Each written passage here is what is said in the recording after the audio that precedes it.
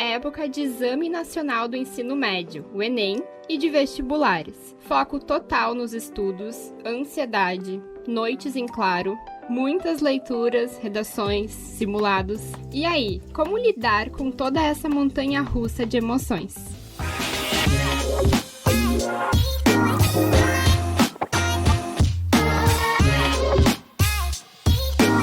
Desenrola aí! Eu sou Natália Richter. E eu sou a Pietra Dardi. No episódio de hoje, o tema é Enem e vestibular. Para desenrolar esse assunto, convidamos a estudante da Univates, Catiúcia Volmuth, que já fez o exame numa edição anterior, e o Leonardo Riques, idealizador do Vestivates e estudante de medicina. E aí, pessoal, que massa estar aqui. Olá, pessoal, tudo bem? Ai, que bom ter vocês aqui hoje, falando sobre esse tema que tá muito em alta nesse momento, né? Afinal, é tempo de vestibular e de Enem, e faltam poucos dias, aliás, para Enem e para o vestibular da Univates. É isso aí, e a ideia desse podcast, então, é descomplicar esse assunto, né? Trazer algumas dicas, relatos de experiências para os estudantes se prepararem para esse momento. Hoje, diversas faculdades e universidades aceitam a nota do resultado do Enem como critério de seleção para o ingresso no ensino superior, como é o caso da Univates, além da prova de vestibular. E a Catiúcia é a prova disso, né? Ela ingressou aqui na Univates com a nota do Enem. Atualmente ela é estudante de Direito aqui da instituição e ela tá aqui para compartilhar como foi essa fase na vida dela. Essa fase de estudos para Enem, de passar no vestibular. Então, Cati, como foi isso? Tu fez o exame em qual ano do ensino médio e por que tu resolveu fazer? Conta um pouco pra gente. Em 2020 teve a pandemia e daí, como eu estava em casa, eu pensei em oportunizar o meu tempo para começar a estudar. A partir disso eu comecei a ter uma rotina organizada, eu comecei a fazer redações, comecei a estudar uns conteúdos que o cursinho online mesmo tinha proporcionado, mas depois eu vi que, na verdade, era eu que deveria organizar e não o cursinho organizar para mim. Entendi. Porque eu sabia as minhas falhas, eu sabia os meus erros e sabia o que faltava para mim. E aí eu gostava de estudar nos momentos em que eu queria, que era das 5 da manhã até mais ou menos umas 6 da noite. Então, na verdade, eu acordava às 5, eu ia pra academia, voltava. Depois disso, eu sentava numa cadeira e estudava. E estudo em função dos meus sonhos, né? Afinal, se não tivesse um sonho lá, se eu não tivesse no meu armário escrito que eu ia passar um dia, eu não ia correr atrás de tudo que eu corri. Então, eu realizei o Enem em 2020 como teste. E depois, em 2021, que eu estava no meu terceiro ano, novamente, onde eu fui bem. E passei já no primeiro semestre, então, para uma universidade, que não é a Univates, mas aí eu optei por ficar por aqui mesmo, porque ela já está se desenvolvendo muito bem. E todo mundo fala muito bem também do curso de Direito da Univates. Então, tu começou a estudar no ensino médio em 2019, em 2020 veio a pandemia, então tu passou praticamente o ensino médio inteiro na pandemia, né? Isso. Estudando em casa. E aí tu fez, então, o teste do Enem, que muita gente faz, que é testar antes, né? Vai lá, faz o Enem, vê como é, pra pegar toda a ansiedade da prova. E no ano, então, que valendo mesmo, que foi ano passado, tu fez, então, o exame pra passar esse ano na Univates. Isso aí, mas não pensem que a gente não fica nervoso na segunda vez fazendo, porque a gente fica muito nervoso, a gente chora antes da prova, mas a gente sabe da nossa capacidade, então tá tudo certo. Sim, porque tu se dedicou muito pra isso, né? Então, tu se Exatamente. sente mais confiante, né? Mais preparada pra... É isso aí, sem contar o apoio exterior que a gente recebe, né? Família, namorado, amigos, todo mundo mandando uma mensagem de que vai dar certo, então esse apoio emocional também é muito necessário no momento. E todo esse tempo que tu estudou pro Enem, o teu objetivo era o direito ou tu tinha algum outro curso também em mente? Não, eu comecei objetivando medicina, não desisti ainda, porque eu penso que depois do direito eu vou viver muitos anos ainda de aprendizagem, então eu espero que eu ainda tenha esse sonho de que eu continue, então, querendo a medicina. Penso também em trabalhar na área do direito, mas é mais por um conhecimento agregado nesse momento, né? Pra depois, quem sabe, conseguir ingressar numa faculdade de medicina.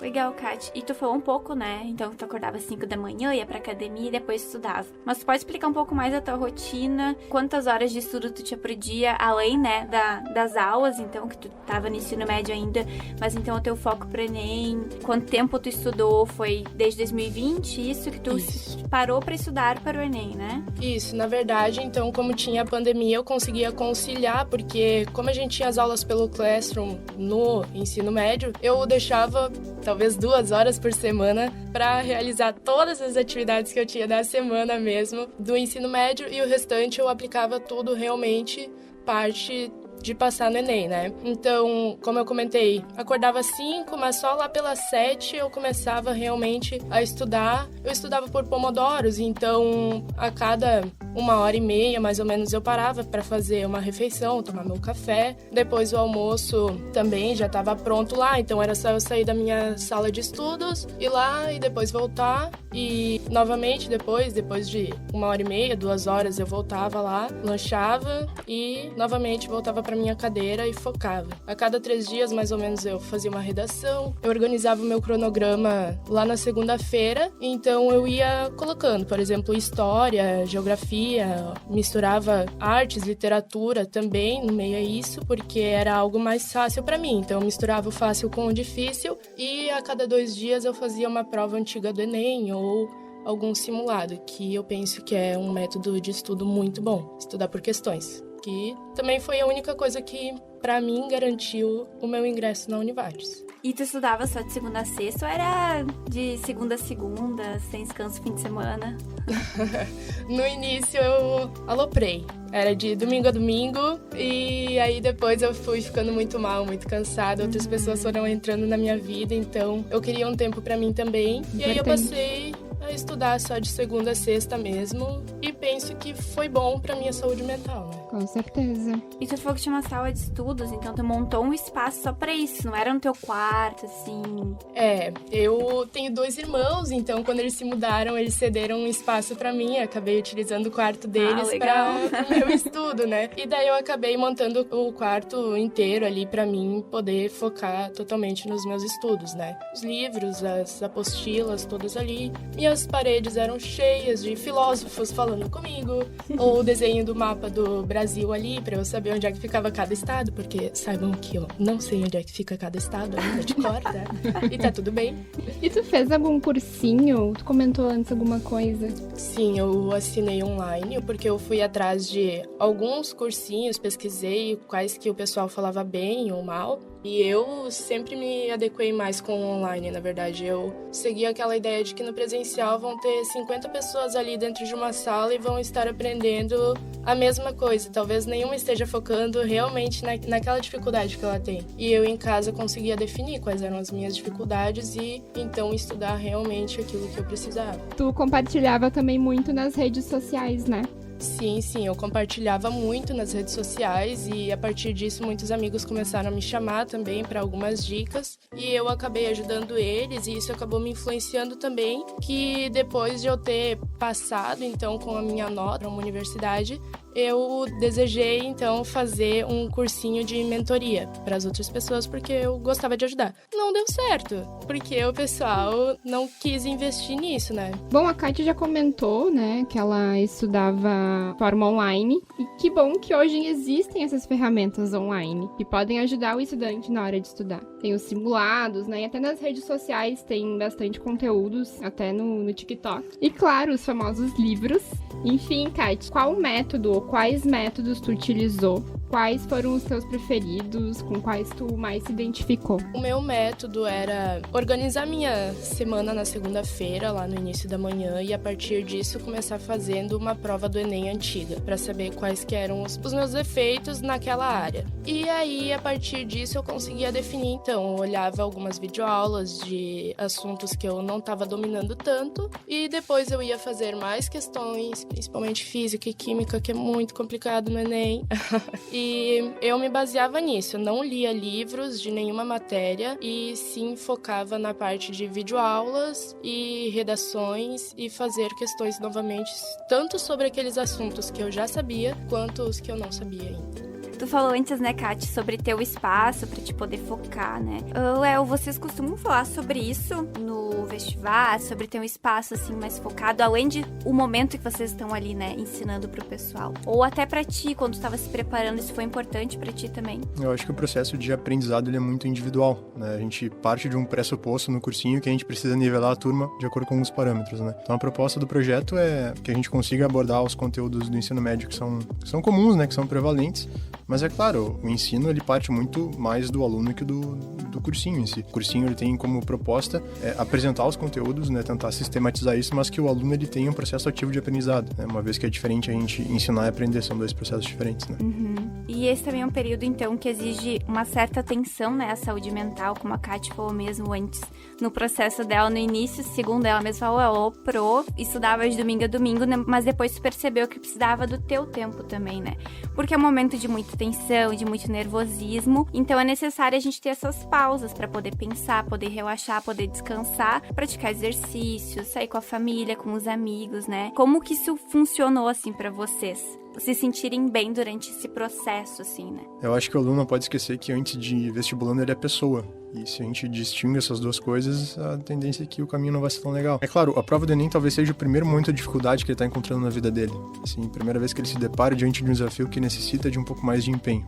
E a gente não pode negar que isso vai acontecer e que precisa de uma dedicação um pouco maior que provavelmente ele dedicou àquele momento da vida dele. Mas ele não pode esquecer que ele é pessoa. Então, se ele é pessoa, portanto, ele deve cuidar do corpo, deve cuidar da mente, deve cuidar do espírito, corpo, alma e espírito, né? Podemos dividir assim filosoficamente. Sim. Assim como você comentava, tem gente que ali na finaleira pensa que, não vou estudar essa última semana, sabe? Foi algo que pra alguns provavelmente dá certo, pra mim não ia dar, sabe? Porque eu fui com aquela minha folhinha no último momento, antes de entrar na sala, então eu ainda tava tocando, e eu sei que aquilo me ajudou porque caíram umas 3 perguntas, por exemplo, que tratavam sobre aquilo. Então, realmente eu não tive toda essa dominância sobre mim mesma de ter, na reta final ali, aquele cuidado com a minha saúde, mas o que eu penso que foi essencial durante todo o processo foi realmente esses momentos de pausa durante todos os meus dias, porque tem gente que senta às 7 ali e fica até às 7 da noite tomando um cafezinho talvez, e aquilo não vai realmente render um estudo ou fixar realmente conteúdo na cabeça do estudante. E não só pausas, né, mas também como tu tinha esse espaço dedicado aos estudos, né? É importante também que esse espaço seja confortável. Sim, pode com comentar certeza. um pouco como é que era, mais ou menos, assim? Sim, não era aquela coisa maravilhosa que todo estudante sonha de ter post-it aqui e marcador de texto ali, não. Era uma tábua feita pelo meu pai, 2 cavaletes ali segurando aquele pedaço de madeira e meus cadernos velhos ali em cima. Então, como o Leonardo comentou, vai muito da vontade do aluno também, de a gente se colocar em primeiro lugar e fazer aquilo pela gente, né? Nós somos os únicos representantes do nosso sonho na face da Terra, né? Então, eu entrava naquela sala, eu olhava pra frente, eu tinha uma mesa, os meus cadernos, a minha caneta, nada colorido, e era com aquilo que eu estudava. Não precisa de muito, precisa de vontade também. E o apoio, né? Teu pai O fez apoio. a tua mesinha, então, pra ti. Teve Isso. apoio da tua família nesse processo. Olha, um apoio que eu vou dizer assim, que foi o essencial mesmo, foi eu não precisar limpar a casa. Porque minha mãe fazia tudo e eu só ficava ali estudando, sabe? Super tranquilo. Mas é importante, né, ter essa rede de apoio, né? Sim, E assim tu conseguia se dedicar a isso. Bom, Leonardo, tu é um dos idealizadores do Vestivates, né? Pra quem não conhece, o Vestivates é um cursinho popular aqui da Univates que tem como objetivo permitir que estudantes de ensino público em situação de vulnerabilidade social e econômica tenham a oportunidade de se preparar bem para o Enem. Conta pra gente um pouco sobre esse projeto, quando e por que ele surgiu, como faz para participar. O Vestivates é o cursinho popular da Univates, é um projeto de extensão da universidade que inicialmente não surgiu como extensão, surgiu de uma ideia em 2017, quando eu e o Lucas Vieira, 2 alunos do curso de medicina, ainda no primeiro ano de curso, a gente olhou para a nossa realidade aqui no Vale e olhou para alguns lugares que a gente já tinha passado e pensou em abrir um projeto, né, um curso pré-vestibular voltado a alunos de escolas públicas. Através da apresentação do projeto para a coordenação da medicina na época, em nome do professor Kio e da professora Maria Isabel, depois a gente conversou com o professor Kissinic, vice-reitor na época, apresentamos o projeto e ele nos uniu, então, junto com mais 3 pessoas, a Inauã, a Fernanda e a Manuela, e então fizemos o projeto, apresentamos, foi aceito e aí iniciamos atividades, né? Iniciamos com uma turma de intensivo em 2017, com 30 alunos, e aí anualmente a gente tem lançado as turmas, então, de curso extensivo, né? As inscrições estão abertas para o ano que vem. Elas podem ser feitas através do nosso e-mail, vestvates@univates.br, através da nossa página no Instagram também, @vestvates, né? Cursinho Popular Univates, procurem ali no Instagram nossa página, ou acessem o nosso site, vestvates.com.br. Sempre quando tem processo seletivo aberto, quando tem alguma oportunidade para vagas abertas para alunos, a gente divulga nesses locais. E como funcionam as aulas? São os próprios estudantes, vocês, que dão essas aulas? Tem professores convidados também? Como funciona? São majoritariamente alunos da graduação na Univates, ou da pós-graduação, que ministram as aulas para os alunos. Eu estive como professor nesses 6 anos, foi um projeto que me impactou positivamente como pessoa e como profissional, então é algo que também estimula, né, o voluntariado, né? Majoritariamente os participantes são voluntários, né, não recebem para dar aula, então é um projeto que tem a articulação da universidade no quesito extensão, né? Ou seja, inserir esse graduando num projeto que ele possa crescer, mas que ele possa transmitir alguma coisa e para os envolvidos da comunidade terem algum benefício, né? Uhum. Esse é um dos projetos de extensão da Univates, né? A Univates tem vários projetos desse estilo, mas é legal que o Vestivates nasceu de vocês, né, estudantes, como um olhar sobre a situação. E a Univates abraçou, então, o projeto, né? E como vocês sentiram essa diferença, assim, de quando, virou um projeto de extensão e até esse momento, como foi essa diferença pro projeto? Sim, no início a gente basicamente uniu as nossas forças, né? Tivemos na época um apoio do DCE no financiamento do nosso material. A gente fez um material e forneceu aos alunos na época, e desde que o projeto virou projeto de extensão em 2018, a gente recebe uma verba da universidade no intuito de adquirir o material e adquirir mais algumas coisas que financeiramente nos ajudou muito. O projeto conseguiu crescer, conseguiu incorporar mais coisas e fornecer mais qualidade para os alunos, né? Que, sobretudo, o projeto existe porque a gente quer ajudar duas partes, ajudar os acadêmicos da Univates num crescimento pessoal, sobretudo, e profissional, e os envolvidos da comunidade também com esse benefício, né? Uhum. E tem ideia de quantos alunos vocês já ajudaram, ou pelo menos quantas turmas já teve até agora, desde o início do projeto? Tivemos no mínimo 6 turmas, né? E se formos colocar aí, é que, claro, tivemos pandemia recentemente, então houve um decréscimo dos alunos. Vejo também que houve uma desmotivação maior na pandemia. Eu acho que os alunos hoje têm tido um pouco mais de barreira. Também não sei se é uma questão mais local aqui da nossa região, desse olhar para a universidade talvez um pouco mais distanciado que em outros grandes centros, mas enfim, são N fatores. Mas tivemos algumas dezenas, mais de uma centena de alunos, certamente. Legal. Bom, é um projeto que literalmente muda vidas, né? E como tu falou, não só de quem vai participar do projeto, mas também dos nossos estudantes da Univates, né? Que vão dessas aulas, então. Até nessa turma agora, a turma atual, tem um ex-aluno nosso que tá dando aula. Nossa, que demais. Ele é da Univates agora, aluno da Univates, e tá dando aula, e tá sendo bem legal, assim, a gente consegue ver alguns alunos já se formando também, nas primeiras turmas, né? Já são 6 anos de projeto, então a gente consegue ver que alguns já estão encaminhando as suas formações também, isso é bem legal. É uma turma por ano, né? Por enquanto, sim. O formato atual, sim. Isso é muito legal poder ver o pessoal que vocês ajudaram, já entrou na graduação e tá se formando agora. Que baita experiência. É muito legal ver. E, bom, a gente já falou um pouco sobre a experiência, principalmente da Kat, né? Mas acho que vale reforçar. Léo, como que os estudantes, eles podem se preparar para esse momento? Por onde começar? O que fazer? O que não fazer? Eu acho que, assim, a gente tem que pensar que não temos muito tempo para a prova, né? O cast a gente tá gravando aí cerca de 1 mês para a prova, né? Então, acho que a gente tem que ter um olhar bastante objetivo em relação ao que o aluno pode fazer ainda. Então, olhar para a sua situação, o aluno acho que tem que olhar para si e entender que ele não sabe tudo, que ele não vai saber tudo, que não dá tempo de saber tudo, que isso também é uma causa de ansiedade, né? Então, a gente precisa se instalar na realidade. Esse instalar na realidade bom, tem muita coisa que eu não sei, tem algumas coisas que eu sei, e talvez dê tempo de aprender algumas coisas, então vamos focar nisso, né? Eu acho que uma coisa que eles têm que fazer é, primeiro, olhar provas antigas, tá? Eles precisam ter um olhar para essas provas, como é que as questões do Enem são abordadas, né? Como é que essas 4 provas, né? A gente tem uma prova de ciências humanas, linguagens, matemática e ciências da natureza. São 4 provas com 45 questões cada uma, mais a prova de redação, ou seja, são 5 provas. Como essas provas se apresentam e como o aluno pode performar melhor nessas provas, né? E fazendo essa análise, simulando e preferencialmente pegando uma prova, fazendo toda essa prova em casa, imprimindo ou vendo pela internet, ver os assuntos que mais caem. Dá para fazer essa análise pegando as provas ou dá para pesquisar isso na internet, ali, então procurar assuntos mais prevalentes na prova do Enem de 2021 e focar nesses assuntos que mais caem. Eu acho que essa é uma dica importante nesse momento, porque não falta tanto tempo. E acho que até uma dica, mesmo se não faltasse muito tempo, eu fiz isso na minha época quando eu estudei. Peguei os pontos mais prevalentes e falei, olha, isso aqui eu preciso saber, né? Porque se a tendência é que isso caia, se eu dominar isso, a tendência é que eu vá performar melhor na prova. Então, acho que assim, é necessário fazer provas anteriores, entender o formato da prova, o que mais cai e também controlar a ansiedade nesse momento. Eu acho que esse é um fator importante, né?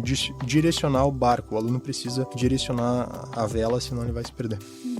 É legal que tu falou justamente isso, né, Catiúcia, que tu fez todas essas provas, fez vários simulados, fazia a cada 2 dias uma prova do Enem, ou...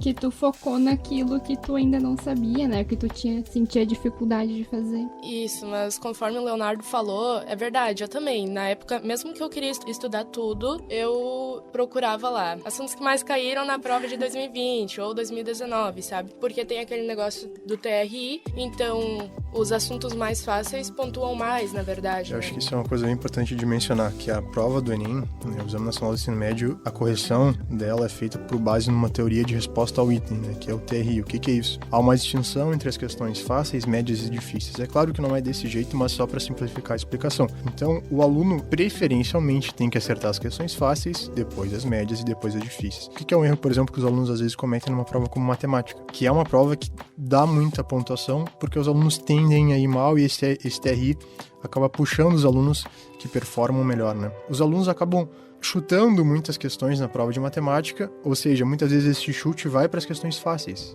ou para as questões médias, ou para as questões principalmente difíceis. Então, qual é a grande dica aqui? Levando em consideração que a prova é corrigida com essa metodologia, que os alunos tenham um caminho de prova, ou seja, que eles saibam que há questões médias fáceis e difíceis e que, portanto, eles podem procurar essas questões. Não é necessário fazer a prova da forma que ela é dada. Eu não preciso começar na questão 1, eu posso começar na questão 30, na questão 45, de trás para frente, de frente para trás, buscando preferencialmente uma questão fácil. Como assim uma questão fácil? A tendência é que fácil seja que o aluno sabe fazer. Sim. Quando a gente sai no ensino médio, a gente tem que ser maduro e entender que a gente sai mal preparado em geral. Então, bom, olhando para a prova, para a realidade, há questões fáceis, médias e difíceis. Vamos tentar fazer primeiro essas fáceis, médias e depois ir para as difíceis e não chutar essas questões sem uma aleatoriedade de execução de prova. É isso que eu quero dizer. É necessário ter uma estratégia. Eu acho que essa é a grande questão. Não basta o aluno saber o conteúdo. Ele precisa performar bem no dia. E uma das coisas de performar é isso. Ter uma estratégia de execução, entender que as questões são muito longas, então os enunciados são longos. O aluno precisa ler o comando, ou seja, o que a questão está pedindo. Primeiro eu preciso ler o comando, aí depois eu volto pro texto se é necessário, né, dar uma breve passadinha ali nos itens, né, nas assertivas, e acho que esses são pontos importantes, né? Claro, além da redação, mas a gente fala daqui a pouco. Eu fiz justamente isso na época que eu fui fazer o Enem. E eu nem fazia ideia desse sistema, mas eu pensei, bom, eu vou começar pelo que eu sei, né? Bem preparada. Claro que chegou na matemática eu não sabia nada, então ali eu fui no chutômetro mesmo, mas durante a parte de literatura, de linguagens, que era o que eu dominava, eu fui por tudo que era o mais fácil, fui pra parte que eu menos gostava, e assim eu consegui chegar no final da prova mais tranquila também. E ver, ok, agora eu tenho um ótimo tempo ainda pra passar minha redação a limpo, né? Que eu já tinha feito a redação antes de iniciar a prova. Também não sei se esse é um bom ou uma boa não estratégia, mas fiz assim.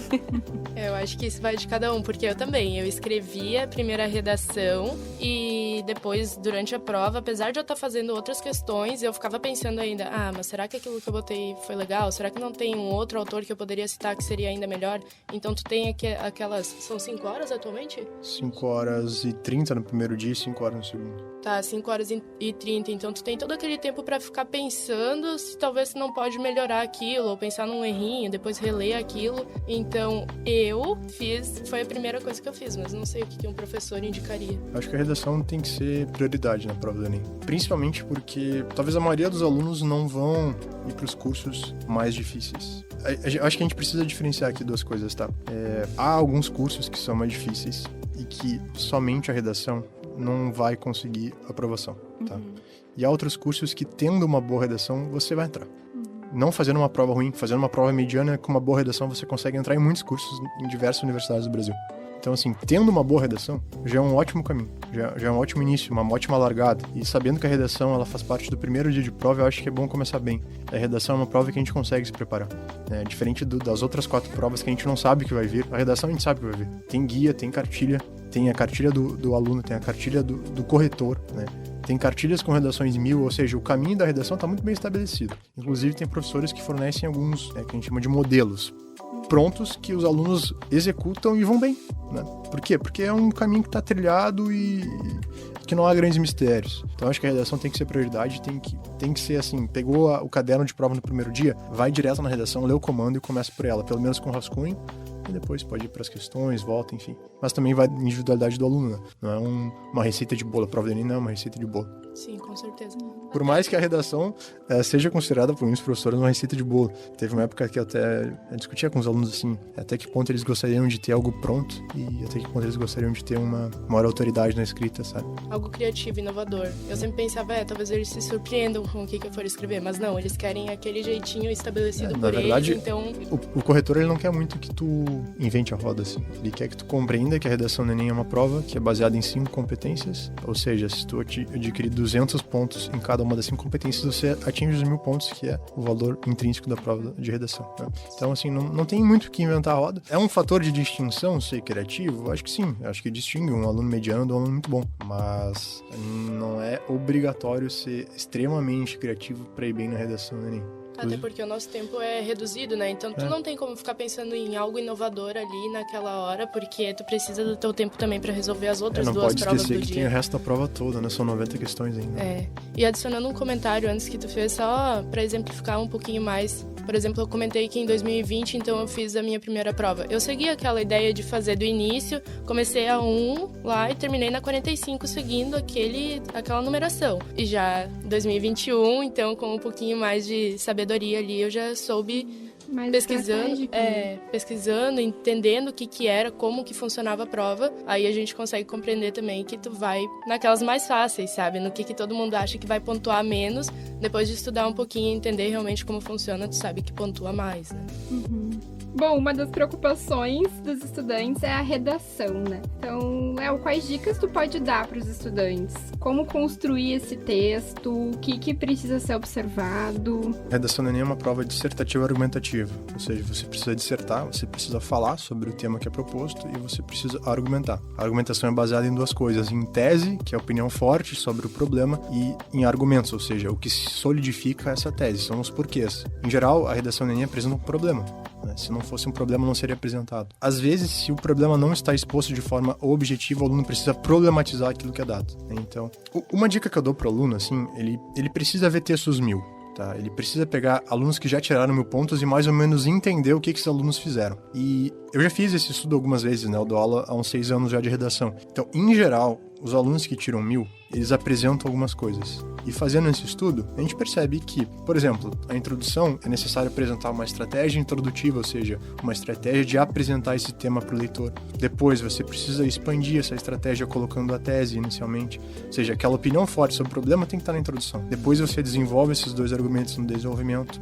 É necessário fazer 2 tópicos frasais em cada desenvolvimento, colocar uma estratégia argumentativa, ou seja, de forma simples, alguma coisa de fora, né, de preferência, alguma coisa de fora para solidificar esse argumento, finalizar o parágrafo de conclusão, expandir e fechar o parágrafo de desenvolvimento, e na conclusão apresentar uma proposta de intervenção para o problema, pelo menos uma, a cartilha exige uma. E eu tô falando de cartilha aqui, e a segunda dica que eu daria é, além de ver redações 1000 e perceber esse padrão, é entender que a prova do Enem é corrigida naquelas 5 competências que eu já havia falado. Então, primeira competência, norma culta, ou seja, tem que saber escrever conforme a língua portuguesa. E eu sei que muitos alunos às vezes têm deficiências que já trazem desde o ensino fundamental, então a gente não pode ser reducionista e dizer que um aluno que falta um mês para a prova que ele vai conseguir atingir uma redação 800, talvez 900, não vai conseguir. Mas isso é um processo, né? Então, norma culta. Competência 2 é um tripé de texto. É compreender que é uma redação dissertativa argumentativa, que é necessário defender uma tese, né, um ponto de vista, com um repertório sociocultural produtivo, que são aquelas estratégias argumentativas que eu falei. Terceira competência, selecionar, relacionar, organizar e interpretar informações, fatos, opiniões e argumentos na defesa de um ponto de vista, ou seja, a organização do argumento. Competência 4 é mecanismos coesivos necessários para a construção da argumentação, ou seja, os coesivos utilizados no texto, dentro do parágrafo e entre os parágrafos. Na competência 5 é a proposta de intervenção, que é o que caracteriza a prova do Enem, ou seja, que o aluno seja capaz de, diante do problema que é apresentado na proposta, que ele consiga intervir de alguma forma. Então, eu acho que assim, vendo redações 1000, entendendo essas 5 competências e lendo as cartilhas, a cartilha do aluno, os guias, que é como o corretor corrige, acho que são algumas dicas importantes para a redação. Tá? Às vezes os alunos se preocupam muito com o tema de redação, o que vai cair esse ano? E eles não se preocupam com as coisas mais importantes, que é ter essa solidificação na construção do texto. tendo isso quando chega o tema, que muitas vezes já foi estudado também, né? Porque o pessoal vai se preparando, vai tentando prever qual que é o tema, vai ficar mais fácil. Claro, e assim, não importa muito o que ele sabe sobre o tema. Claro que é importante ter um mínimo de conhecimento, assim, mas dificilmente vai cair alguma coisa que a gente não tem a menor ideia. Ano passado caiu um tema um pouco mais específico, assim, de vez em quando o Enem surpreende com alguns temas um pouco mais deslocados, eu acho. Alguns temas que poderiam ser inseridos melhor pro aluno. Um aluno de ensino médio, a gente precisa, né, diante da realidade, perceber que a gente não é bem formado no ensino médio, em geral, e muito menos pro vestibular, né? Então, acho que a gente poderia talvez melhorar os nossos comandos de redação, né? E aqui mais uma dica, o aluno precisa entender o que é o comando de redação. Quando ele pega a prova de redação lá, aquele comando em negrito é o que ele precisa escrever de fato. Então, atentar a leitura palavra por palavra daquilo ali, né? Então, caminhos para combater a intolerância religiosa no Brasil, ponto. Então, em geral, esse comando se apresenta com 3 coisas. Ele tem uma indicação argumentativa, ou seja, o que o Enem quer que você escreva. Então, caminhos, isso é uma indicação. Você precisa falar sobre caminhos. Há um eixo central, ou seja, tolerância religiosa, esse é o eixo central. E localização geralmente é geográfica, no Brasil esse problema. Então, são 3 itens. E além disso, esse comando de redação, ele está alinhado em que a gente fala de tema, assunto e eixo temático. Tema é o que é apresentado, esse que está em negrito, né, que eu acabei de falar. Assunto é a inserção disso em algo um pouco maior, então intolerância religiosa. Esse é o assunto, intolerância religiosa. O tema é a descrição que eu falei, né? Assunto é um pouquinho acima. E ainda acima é o eixo temático. Então, digamos, o aluno pode não saber nada sobre essa intolerância religiosa, mas ele pode saber sobre ética, ele pode saber sobre moral, ele pode saber sobre política, ele pode falar sobre outras coisas que não estão diretamente relacionadas ao assunto e ao tema. Bom, então faltam menos de 30 dias para o Enem 2022 e também falta pouco tempo para o vestibular da Univates. E a gente queria saber quais são as dicas finais, alguma mensagem final que vocês têm para passar para os estudantes, né, para quem está ouvindo. Olha, a primeira dica que eu poderia dar é respirem, tá? Vocês sabem o que vocês estudaram até o momento, o que ainda vão ser capazes de estudar nesse um mês que tá vindo aí. Vocês não vão perder conhecimento. Conhecimento é aquela coisa, a única coisa que a gente pode dizer que na nossa vida a gente não perde. Então, vocês só vão agregar ainda mais. E saber conciliar também a vida de vocês fora dos estudos é muito importante. Aproveitem os momentos que vocês têm com a família de vocês, tá? Fiquem tranquilos, tá? Só vocês sabem o quanto vocês se esforçaram nesses momentos, nesse ano inteiro, ou para quem já tá estudando há 10 anos para entrar no curso almejado, vocês sabem o quanto que vocês estudaram. Então, eu penso que isso é o essencial, a gente não achar que não sabe nada, e sim que a gente pode agregar muito ainda nesse último mês. Como eu havia falado, eu acho que talvez o Enem seja o primeiro desafio de muitos alunos, assim, a primeira vez que ele vai se deparar com alguma coisa que é realmente difícil, né? Não estou dizendo que o aluno não tem essa trajetória, cada um tem essa trajetória, inclusive alguns com muita dificuldade, pessoal, né, educacional, enfim. Mas talvez a prova do Enem não vai significar uma aprovação, né? Talvez vai ser a primeira vez que ele vai realizar, que ele vai encontrar uma dificuldade, que ele vai entender que ele precisa se preparar um pouco melhor. Também acho que o aluno precisa ter essa maturidade de entender que ele precisa crescer nesse processo, assim como pessoa, né? E essa barreira que é colocada, que é o Enem, talvez seja um indicativo que o aluno precisa se preparar melhor para a vida real, né? Que eu acho que o ensino médio às vezes nos desloca da realidade, nos coloca num espaço que não é a vida real. E o Enem talvez seja esse primeiro anteparo de vida real, né? Então, assim, entender que não é o fim do caminho, talvez seja a primeira dificuldade que ele vai encontrar, que não passar de primeira talvez vai acontecer. Se é um aluno que está tentando no segundo, terceiro, quarto ano, que ele persista no sonho, se é de fato aquele sonho. E acho que ele precisa refletir bem se de fato a universidade é um sonho para ele. Que às vezes as pessoas colocam na nossa cabeça que a universidade é o caminho, sendo que a universidade não é o caminho para aquela pessoa. Então, aquelas perguntas básicas da filosofia: quem sou eu? De onde eu vim? Para onde eu vou? Né? O que eu estou fazendo aqui de fato? Quem é o homem? Né? Então, acho que claro, o aluno talvez não tenha maturidade com 18, 17 anos para ter uma resposta coerente para essas perguntas, mas acho que ele precisa se perguntar de fato se a universidade é o caminho. Bom, a universidade é o caminho? Sim.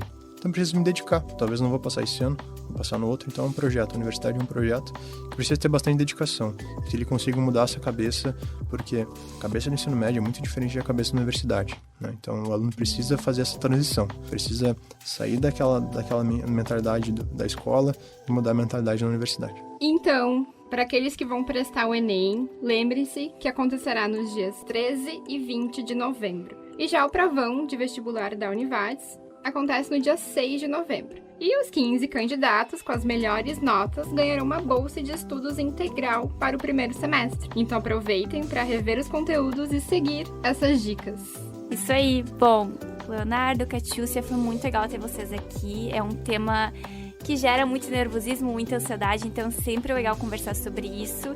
E acho que a conversa, tudo que vocês trouxeram aqui, pode ajudar e inspirar muitas pessoas. Muito obrigado pelo convite. Gostaria de deixar um convite final para os alunos que estão escutando o podcast. Nós vamos fazer um aulão pro Enem no dia 5 de novembro. Inscrições ali, peço que comuniquem pelo nosso e-mail, vestivates@univates.br. Tem um link de inscrição no site da Univates, então podem procurar no site da Univates também. Qualquer coisa também no nosso Instagram, né? Cursinho Popular da Univates, Vestivates, as informações estão por lá. E o processo seletivo também de alunos para o próximo ano, quem quiser ser nosso aluno também, entre nas nossas redes, mandem as perguntas que a gente responde. Até Será um prazer. Vai? O processo seletivo? Isso. Vai até o início do outro ano, assim, ele se estende um pouquinho mais porque a gente divulga nas escolas também, né? Isso aí, gente, aproveitem. Então tá, um prazer estar aqui com vocês e boa sorte pro pessoal que vai realizar aí o Enem e o vestibular da Univates. Isso aí, pra quem ouviu até aqui, muito obrigada e até o próximo episódio. Tchau, tchau.